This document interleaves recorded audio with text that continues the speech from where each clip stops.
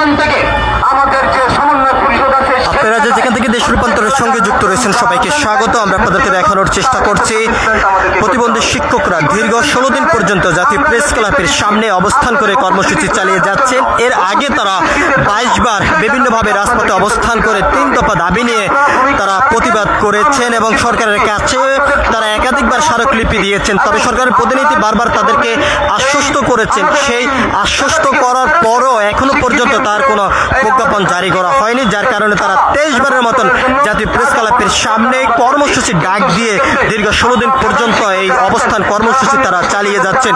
এখান থেকে কিছুক্ষণ আগে আন্দোলনকারীর প্রতিনিধি দলের প্রতিনিধিদের পক্ষ থেকে যেমনটি জানানো হয়েছে, 12 তারিখ তারা জাতীয় প্রেস ক্লাবের সামনের থেকে একটি লং মার্চ নিয়ে যমুনা অভিমুখে তারা যাত্রা শুরু করবেন তাদের এই দাবি বাস্তবায়ন করার লক্ষ্যে।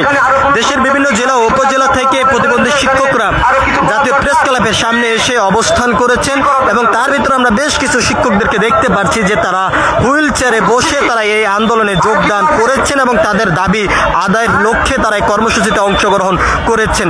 এবং তারা এখান থেকে যেমনটি জানিয়েছেন, যত সময় পর্যন্ত তাদের দাবি আদায় না হবে তত সময় পর্যন্ত তারা এই মাঠে অবস্থান করে আন্দোলন কর্মসূচি চালিয়ে যাবেন এবং খুব দ্রুত সময়ের মধ্যে তাদের দাবি অন্তর্বর্তীকালীন সরকার যেহেতু মেনে নেয় সেই উদারত আহ্বান এখান থেকে এই প্রতিবন্ধী শিক্ষকরা করে যাচ্ছেন। আমরা আপনাদেরকে দেখানোর চেষ্টা করছি সরাসরি জাতীয় প্রেস ক্লাবের সামনের থেকে যুক্ত হয়ে।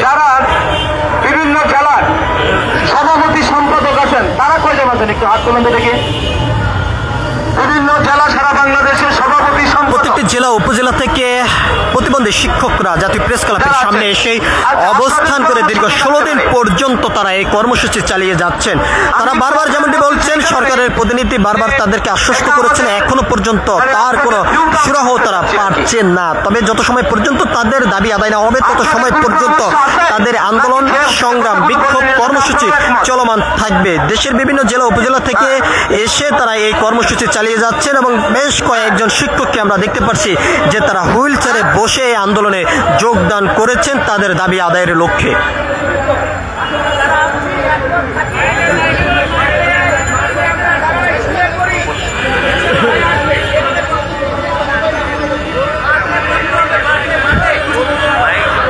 আপনারা যেখান থেকে দেশ রূপান্তরের সঙ্গে যুক্ত রয়েছেন সবাইকে স্বাগত। আমরা আপনাদেরকে দেখানোর চেষ্টা করছি দেশের প্রতিটি জেলা উপজেলা থেকে প্রতিবন্ধী শিক্ষকরা এসে অবস্থান করেছেন জাতীয় প্রেস ক্লাবের সামনে। দীর্ঘ 16 দিন পর্যন্ত তাদের এই আন্দোলন সংগ্রাম বিক্ষোভ কর্মসূচি চলমান রয়েছে এবং তারা এবার নিয়ে মোট 23 বার রাজপথে অবস্থান করেছেন। সর্বশেষ তাদের যে সিদ্ধান্ত তারা জানিয়েছেন, যত সময় পর্যন্ত অন্তর্বর্তীকালীন সরকার তাদের দাবি বাস্তবায়ন না করবেন তত সময় পর্যন্ত তাদের এই আন্দোলন সংগ্রাম বিক্ষোভ কর্মসূচি চলমান থাকবে এবং প্রতিটি জেলা উপজেলা থেকে তারা আরো তীব্র আন্দোলনের ডাক দিবেন দ্রুত সময়ের মধ্যে অন্তর্বর্তীকালীন সরকার তাদের দাবি মেনে না নিলে। এমনটি এখান থেকে প্রতিবন্ধী শিক্ষকরা জানিয়েছেন এবং তারা দিন রাত একই সমানে এই অবস্থান কর্মসূচি তারা চালিয়ে যাচ্ছেন এবং তারা যেমনটি জানিয়েছেন 12 তারিখে তারা জাতীয় প্রেস ক্লাবের সামনের থেকে লং মার্চ নিয়ে তারা যমুনা অভিমুখে যাত্রা শুরু করবেন।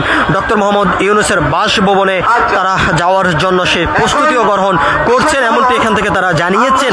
তাদের দাবি নিয়ে তারা রাজপথে অবস্থান করে আছেন, ন্যায্য দাবি এমনটি এখান থেকে তারা জানিয়েছেন। যত সময় পর্যন্ত তাদের দাবি আদায় না হবে তত সময় পর্যন্ত প্রত্যেকটি জেলা উপজেলা থেকে তারা তীব্র আন্দোলন করে যাবেন এমনটি এখান থেকে তারা জানিয়েছেন। সবকিছু মিলিয়েছিল এখনকার মতন প্রতিবন্ধী শিক্ষকদের অবস্থান কর্মসূচির সর্বশেষ তথ্য। পরবর্তী আপডেট পেতে সবাই দেশ রূপান্তরের সঙ্গে থাকুন। ধন্যবাদ সবাইকে। যদি 1772 থেকে একটা করে লোক আসে, বাই রোটেশন